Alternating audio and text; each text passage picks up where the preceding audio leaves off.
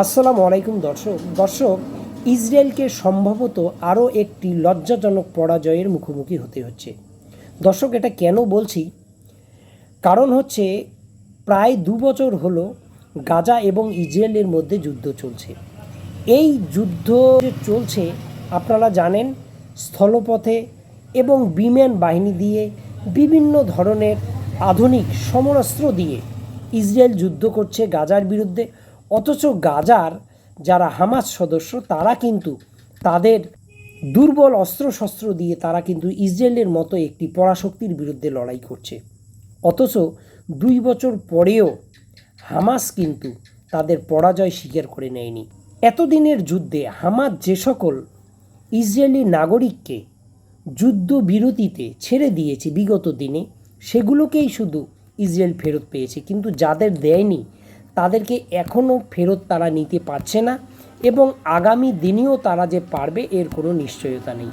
অথচ এই গাজা যুদ্ধকে কেন্দ্র করে ইসরায়েলের প্রধানমন্ত্রী এবং তাদের কয়েকজন মন্ত্রীর বিরুদ্ধে আন্তর্জাতিক আদালতে কেস চলছে এবং এই ইসরায়েলের প্রধানমন্ত্রী নেতানিয়াহুর বিরুদ্ধে গ্রেপ্তারি পরোয়ানা পর্যন্ত জারি হয়েছে। আগামী দিনে এই গণহত্যার দায়ে হয়তো ইসরায়েলের প্রধানমন্ত্রীর বিচারের মুখোমুখি পর্যন্ত হতে পারে। তো দর্শক, এই যখন অবস্থা, তখন গাজার যারা বাসিন্দা তারা এখনও পর্যন্ত কিন্তু লড়াই করে যাচ্ছে। এখনও তারা কিন্তু চোরাগোপ্তা আক্রমণ করে এখনও ইসরায়েলের অসংখ্য আইডিএফ সদস্যকে ওপারে পাঠিয়ে দিচ্ছে।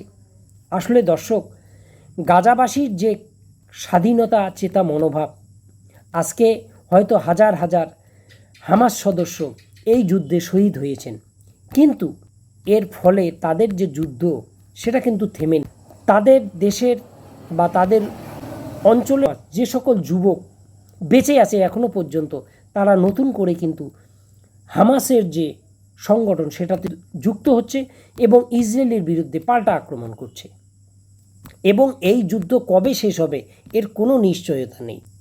এবং এই যুদ্ধকে কেন্দ্র করেই ইসরায়েল বিভিন্ন ধরনের যুদ্ধে জড়িয়ে পড়ছে। এই যে ইসরায়েল এবং ইরানের মধ্যে যুদ্ধ হলো, এটার মূলে কিন্তু হচ্ছে এই গাজা। এবং আজকে হুতিরা বারবার কিন্তু মিসাইল আক্রমণ চালিয়ে যাচ্ছে ইসরায়েলের উপর। এটাও কিন্তু ওই গাজার উপর ইসরায়েলের যে হামলা সেটারই প্রতিবাদ স্বরূপ এই হামলাগুলো চালাচ্ছে। কিছুদিন আগে ইসরায়েল এবং হিজবুল্লার মধ্যে যে রক্তক্ষয়ী সংগ্রাম হয়েছিল সেটারও মূলে কিন্তু ছিল সেই গাজা।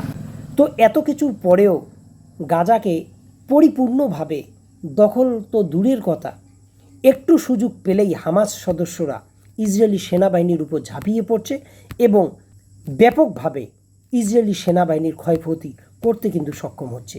আজকে যে সকল ইসরায়েলি নাগরিক হামাস সদস্যদের কাছে জিম্মি হয়ে আছে, তাদেরকে হামাস সদস্যরা যদি আগামীতে ছেড়ে দেয় তবেই তারা ছাড়া পাবে, এটা মোটামুটি নিশ্চিত। তো দর্শক, বিষয় হচ্ছে মার্কিন প্রেসিডেন্ট ডোনাল্ড ট্রাম্প তিনি একটি গুরুত্বপূর্ণ বক্তব্য দিয়েছেন। তিনি বলেছেন যে সামনের সপ্তাহেই গাজা এবং ইসরায়েলের মধ্যে যুদ্ধবিরতি হবে। তো দর্শক, যদি এই যুদ্ধবিরতিতে হয় সেটা হচ্ছে গাজাবাসীর জন্য অনেক ভালো হবে। হয়তো গাজার অসংখ্য মানুষ, প্রায় 60,000 মানুষ নিহত হয়েছে, যাদের অধিকাংশই হচ্ছে শিশু এবং নারী। এই যে গণহত্যা, এই গণহত্যার থেকে গাজাবাসী বাঁচবে, কিন্তু দিনের শেষে এই গাজাবাসীই কিন্তু শেষ হাসিটা হাসবে। কারণ ইসরায়েলের মতো একটা পরাশক্তি আজ পর্যন্ত গাজার মানুষকে কিন্তু পরাজয় স্বীকার করাতে পারেনি। বরং যখন গাজার মানুষকে তাদের যে বাড়িঘর ছিল সেগুলোকে ভেঙে চুরমার করে দেওয়া হয়েছে এবং যে সকল বাড়ি এখনও দাঁড়িয়ে আছে তারা এমনভাবে ক্ষতিগ্রস্ত যে সেখানে বসবাস করার প্রায় অযোগ্য। তাঁবুতে লক্ষ লক্ষ মানুষ দিনের পর দিন কাটাচ্ছে, শরণার্থী জীবনযাপন করছে। কিন্তু ইসরায়েল এবং মার্কিন যুক্তরাষ্ট্রের যে প্রস্তাব ছিল যে এই সকল গাজাবাসী পাশের অন্য অন্য দেশে শরণার্থী হিসেবে তারা গিয়ে আশ্রয় নেব, এই প্রস্তাবে গাজার বাসিন্দারা কিন্তু রাজি হয়নি। তারা বুক পেতে দিয়েছে, তাদের হাজার হাজার শিশু, হাজার হাজার নারী বিধবা হয়েছে, তারা রক্ত দিয়েছে, কিন্তু তাদের যে জন্মভূমি ছেড়ে অন্য দেশে যাওয়ার যে প্রস্তাব তাদেরকে দেওয়া হয়েছিল তারা কিন্তু মেনে নেয়নি।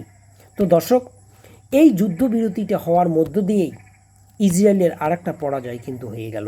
কারণ ইসরায়েল এত কিছু করেও, পশ্চিমা বিশ্বের এত আধুনিক সমরাস্ত্র দিয়েও গাজাকে পরিপূর্ণভাবে নিজের দখলে কিন্তু নিতে পারল না। তো দর্শক, এই বিষয়ে আপনাদের কি মতামত অবশ্যই কমেন্টে লিখবেন। ভালো থাকুন, সুস্থ থাকুন, আল্লাহ হাফেজ।